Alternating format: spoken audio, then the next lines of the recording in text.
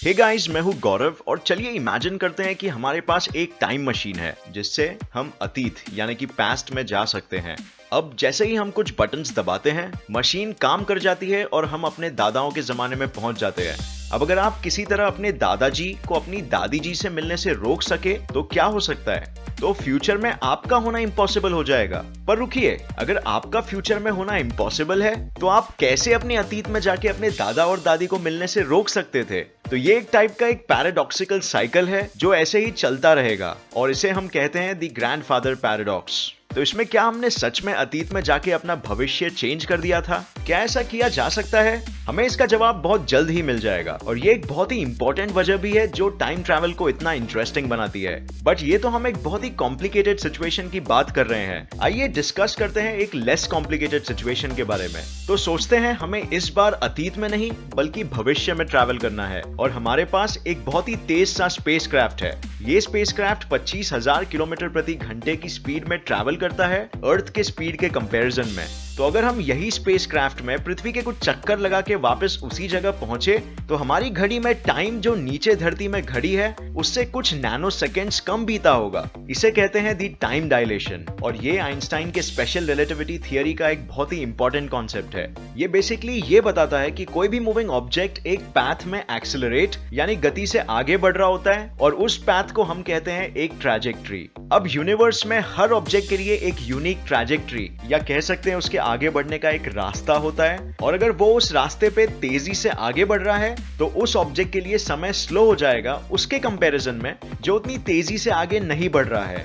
Time dilation के असर को हम एक बहुत ही छोटे रूप में हमारे इंटरनेशनल स्पेस स्टेशन में भी देख सकते हैं क्योंकि स्पेस स्टेशन पृथ्वी के चक्कर लगा रहा है और वो एक तेज गति में आगे बढ़ रहा है। तो वहां गए एस्ट्रोनॉट्स अगर 6 महीने वहां गुजार के आए तो वो एस्ट्रोनॉट्स लगभग 0.005 सेकेंड्स कम एज किए होंगे पृथ्वी के कंपैरिजन में। अब ये 0.005 सेकेंड्स बहुत ही कम जरूर लगता है बट टाइम डायलेशन की सबसे इंटरेस्टिंग चीज ये है कि जैसे आप स्पीड में लाइट के स्पीड के करीब पहुंचोगे वैसे टाइम डायलेशन का इफेक्ट ज्यादा होने लगेगा। जैसे आप ये ग्राफ देख सकते हो, इसमें जैसे जैसे आपकी स्पीड बढ़ रही है टाइम डायलेशन भी बढ़ रहा है और जैसे ही आप कुछ 75% स्पीड ऑफ लाइट तक पहुंच जाते हो तो इसका इफेक्ट बहुत ही सीरियस होने लग जाता है और टाइम कहीं गुना ज्यादा स्लो होने लगता है। लेकिन रियलिटी में बस सिर्फ टाइम ही स्लो नहीं हो रहा है बल्कि डिस्टेंस भी कम होने लगता है। इस चीज को हम कहते हैं दी लेंथ कॉन्ट्रैक्शन और इसमें बेसिकली जो ऑब्जेक्ट लाइट के स्पीड के आसपास के स्पीड में ट्रैवल कर रहा है उसके लिए सफर के दोनों पॉइंट्स के बीच दूरी भी कम होने लग जाएगी।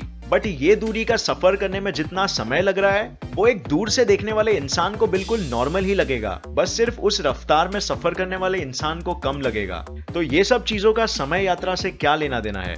तो सोचिए अगर आप लगभग 90% लाइट स्पीड में ट्रैवल कर सके 10 साल तक तो आप जब पृथ्वी में वापस पहुंचोगे तो आपकी उम्र सिर्फ 10 साल बड़ी होगी बट पृथ्वी में लगभग 24 साल गुजर गए होंगे। तो इसका मतलब यह है कि आप एक तरह से 14 साल भविष्य में आ गए हो। दूसरे एग्जाम्पल की तौर पे अगर आपने इंटरस्टेलर मूवी देखी होगी तो उसमें एस्ट्रोनॉट्स एक प्लैनेट में लैंड करते हैं जिसकी ग्रेविटी पृथ्वी से 30% ज्यादा होती है। ये प्लैनेट एक सुपर मैसिव ब्लैक होल को ऑर्बिट कर रहा होता है 55% लाइट के स्पीड में। अब ये ब्लैक होल जिसका नाम होता है गारगेंचुआ का मास 10 करोड़ सन्स के बराबर होता है और वो खुद भी स्पिन हो रहा होता है 99.8% लाइट स्पीड में। अब जब वो एस्ट्रोनॉट्स का क्रू जिन्होंने वहां पे लैंड किया और 3 घंटे गुजारे वो वापस स्पेस क्राफ्ट में पहुंचते हैं तो वहां पे 24 साल गुजर गए होते हैं और ये कोई साइंस फिक्शन नहीं है बल्कि कैलकुलेशंस एकदम रियल है। ऐसे किसी प्लैनेट में समय कैलकुलेशंस के हिसाब से 60,000 गुना कम तेजी से गुजरेगा। लेकिन अगर हम वहां हो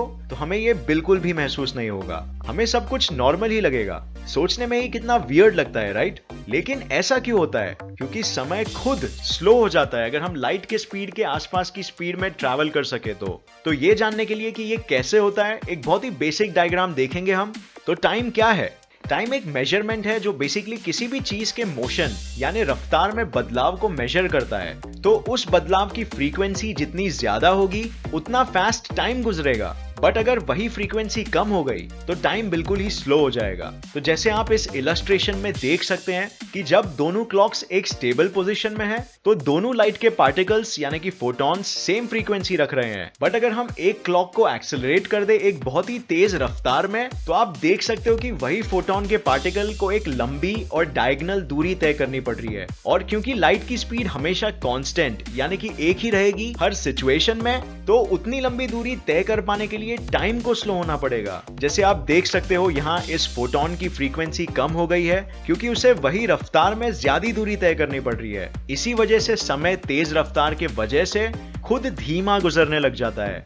तो इससे पहले हमने फ्यूचर में जाने का डिस्कस किया, बट क्या किसी तरह अतीत में भी जाया जा सकता है? तो कई साइंटिस्ट का मानना है कि इसके लिए एक बहुत ही स्पेसिफिक स्पेस टाइम का स्ट्रक्चर चाहिए होगा जो कि शायद वास्तव में पॉसिबल नहीं भी हो सकता है। इस स्ट्रक्चर को हम कहते हैं CTC यानी क्लोज्ड टाइम लाइक स्ट्रक्चर। और ये कुछ इस तरह कर्व्ड दिखेगा जहां आप देख सकते हो कि समय में वापस जाना पॉसिबल हो सकता है, या तो वो एक लूप की तरह होना चाहिए जो एक दूसरे से कनेक्टेड है वर्म होल्स के थ्रू, जिनके बारे में हम आगे डिस्कस करेंगे। तो अतीत में जाने का विज्ञान बहुत ही कॉम्प्लिकेटेड है और कहीं हद तक कल्पना के ऊपर आधारित है, और बहुत से साइंटिस्ट बिलीव करते हैं कि ये शायद पॉसिबल नहीं भी हो पाएगा कॉज़ैलिटी के पॉइंट ऑफ व्यू से। जैसे हमने पहले ग्रैंडफादर पैराडॉक्स का एग्जांपल देखा था, वैसे ही कई पैराडॉक्सेस क्रिएट होने लगेंगे जिससे यूनिवर्स के इंफॉर्मेशन साइकिल में गड़बड़ होनी शुरू हो जाएगी। बट एक तरह से अतीत में जाना शायद पॉसिबल हो सकता है, और ये हम जैसे मूवीज में देखते हैं उससे बिल्कुल अलग है।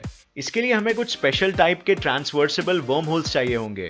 अब अगर आप वर्म होल्स के बारे में नहीं जानते हैं तो वर्म होल स्पेस टाइम में एक होल होता है बेसिकली, जो एक पॉइंट ऑफ स्पेस से दूसरे पॉइंट ऑफ स्पेस को कनेक्ट करता है। अगर आपको ये पता नहीं है कि स्पेस टाइम क्या है तो मैं ऊपर एक वीडियो का लिंक दे दूंगा जिसमें मैंने ये एक्सप्लेन किया है।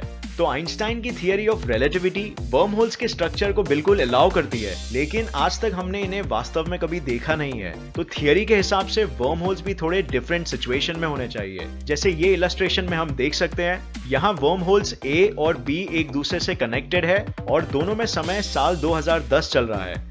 अब वर्म होल B अगर रोशनी की तेजी के करीबी स्पीड से एक्सेलरेट करेगा या तो स्पेस टाइम के ऐसे किसी एरिया में जा सके जहां ग्रेविटी बहुत ज्यादा है, जैसे एक ब्लैक होल के आसपास, तो टाइम डायलेशन के वजह से वहां समय स्लो गुजरेगा। तो वो जब चक्कर लगा के वापस आ जाए तो वहां सिर्फ 4 साल गुजरे होंगे और यहाँ 12 साल गुजर गए होंगे। तो अगर हम इस वर्म होल से एंटर कर सके तो साल 2014 से 2022 में पहुंच जाएंगे, यानी कि 8 साल फ्यूचर में।